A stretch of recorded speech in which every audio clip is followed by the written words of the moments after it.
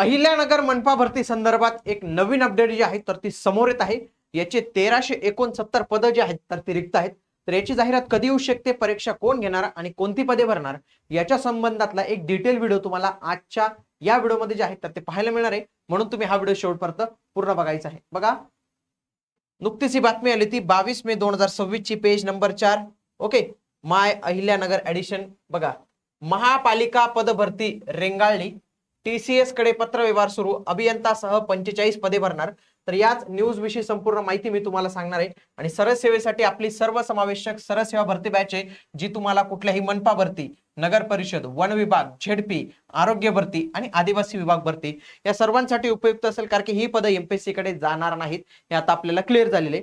तर यांच्यासाठी जर तुम्हाला सर्वसमावेशक तयारी करायची असेल तर तुम्ही इग्नाइट अकॅडमीचं ऍप्लिकेशन डाउनलोड करून या बॅचला नक्की एनरोल करू शकतात।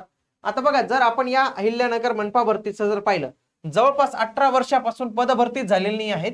दरवर्षी कर्मचारी सेवा निवृत्त होते, मध्ये कोविड आला होता, बरेच उमेदवारांचा काही मृत्यू झालेला असेल।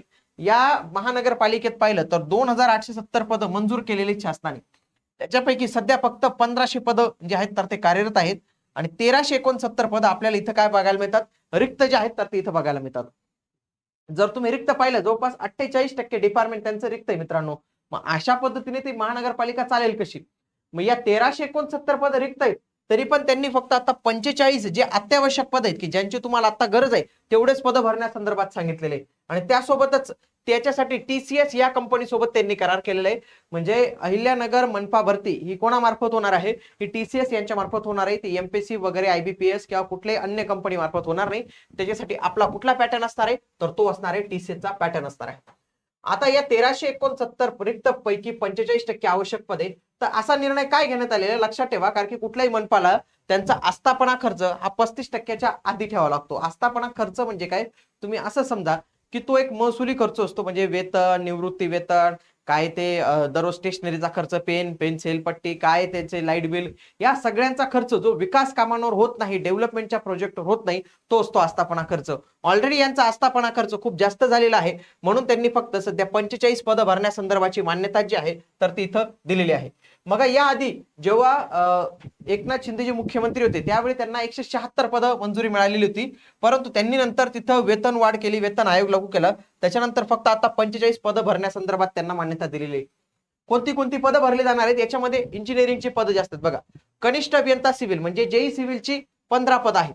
त्याच्यानंतर सीए अभियांत्रिकी सहाय्यक, ज्याला सीए म्हणतो, सिव्हिल वाल्यांसाठी असतं 8 जागा, मेकॅनिकल इंजिनिअरिंगच्या 3 जागा, विद्युत पर्यवेक्षक इलेक्ट्रिकल वाल्यांसाठी 3 जागा आणि जेई ऑटोमोबाईलसाठी 1 जागा आपल्याला इथं पाहायला मिळते। हे झाले इंजिनिअरिंगचे। लिपिक टंकलेखकच्या 13 जागा आहेत, संगणक प्रोग्रामरची 1 जागा आणि पशुधन पर्यवेक्षकाची 1 जागा। तर असे झाले हे 45, त्याच्यापैकी 30 आहे इंजिनिअरिंग डिपार्टमेंटचे आणि 15 जे आहेत तर ते आपल्याला पाहायला मिळतात। आणि नंतर आगामी काळात अग्निशमन वगैरे पद पण त्यांना भरावंच लागणार आहे, कारण की ते त्यांच्यासाठी फार हे महत्वाचं असतं।